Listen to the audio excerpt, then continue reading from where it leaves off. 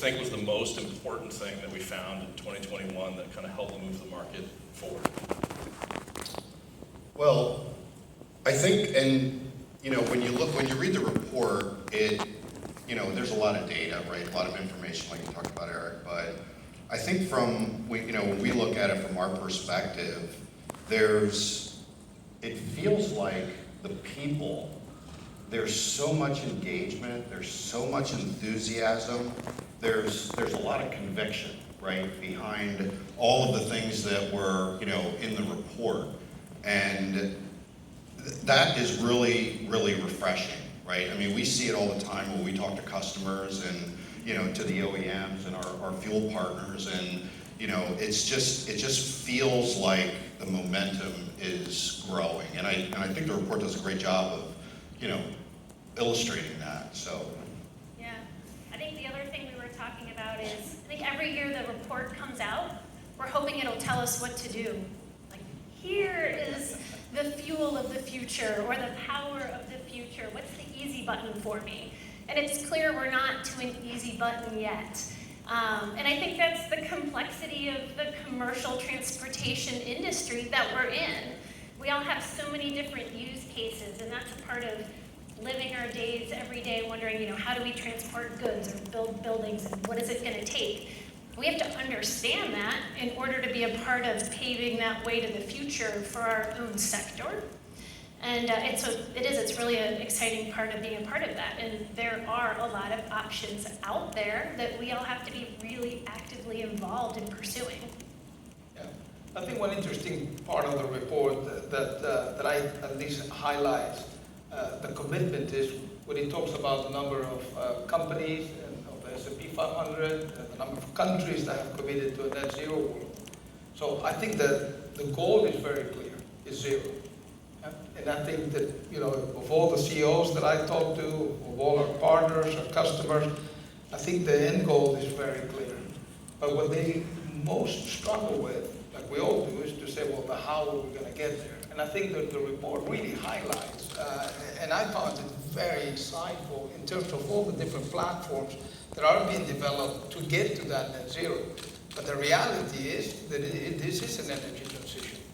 So it's not going to be a point-to-point or one big pivot. It's going to take time, and that pathway, or the pathway in the sector, is not entirely clear today. But what the report also highlights is that there is a lot of action happening across the sector around different sizes of fleets and different technologies, from the OEMs to the users to the end consumers, that tells you that pathway has started, that the glide path to net zero will be there at some point, but it will take time. yeah, I'd agree. And I think if you look across the prior to State of Sustainable Fleets reports, right? I mean, there's definitely sort of this kind of maybe slow progression along of the technology. And when you try to explain that to a customer, they don't really care because they want it now, right? I mean, they've got, shareholders, they've got, associates, they've got customers that are saying, hey, you need to reduce emissions, you need to do it now. So it's a really, really tough conversation to have and say that, be patient, we're trying to figure this out, we're all working together, right? Nobody's trying to figure out, how do I go out and pollute more today, right? They're trying to get more efficiencies out of their equipment and, trying to do the right thing. Yeah, I think also it feels slow and there are a lot of barriers that we have to break down still. In the next sense, I think we can look back only 2 or 3 years. It's tremendous at the number of vehicles that are getting ready to go into production and how far we've come, especially in that EV space. For an industry that tends to really take its time to invent and come out with new technology, and then to do it before we have an infrastructure in place, starts to really show that we can see this as a pathway to the future for us in terms of zero emissions. I mean, I really encourage everybody to read the report a few times. Actually, the first time I read it, I didn't read it actually. Somebody sent me a few bullet points, and I said, okay, this is very interesting. Maybe I should read it. So I read it the first time, and then the next time. It actually, you start really reflecting on how around the insights. When Mary talks about the infrastructure, I mean, you're really talking about not one infrastructure, it's multiple infrastructures for every one of those options that are being developed, whether it's hydrogen or electrification or biodiesel or renewable natural gas. Every one of them comes with its own challenges, and that is just infrastructure. Think about the underlying volatility of the feedstocks that allow you to produce those, whether it's cow manure or it's wind or sol or the sun. All of those have to then all work through into a pricing model that allow the end users to be able to make trade-offs between the different fuels that they have for the different applications that they have, because not one fuel is going to be needed for one application. So let me follow up, Mary. You said, you want the roadmap, right? The Lego instructions, right? Just give that to me. I want to ask, about kind of the timeline and speed of transition. We talked about in the report, Carlos, that Shell has talked about this concept of peak oil, right? You guys have invested billions of dollars into all of these new fuels and technologies. Mary, I know Daimler has spent a lot of money as well, and so has Penske, really being out, leading the charge and helping to make some of this stuff work. And I think probably everyone in this room wants to know, okay, well, when is it going to happen at scale to really make the business case for this? And so I'm wondering, what are your thoughts around timing and speed and acceleration of when do we get to that growth rate and scale that really starts to make sense?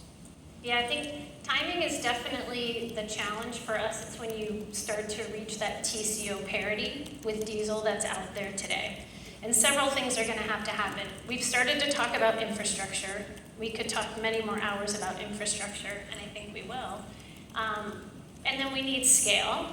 Battery technology needs to continue to advance, as well as the pricing and the cost of it coming down. And so this is what I think is so interesting with what we see happening, is the technology in the trucks are being developed with battery electric technology. We're starting to look into hydrogen a little bit more, but we really do need the infrastructure there as well, because we need the confidence that we can get trucks from A to B to C to happen.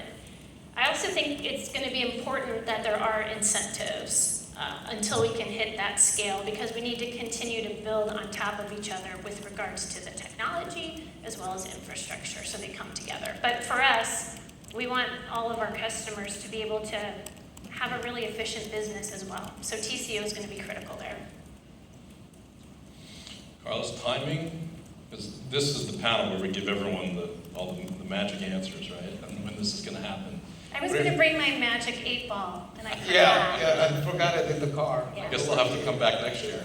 No, I mean, I get that question a lot. When is that one moment? When everything pivots? And it's very difficult to even think that there will be one pivot. I think what you will see is, probably 1,000 little pivots that will, drive us through that energy transition.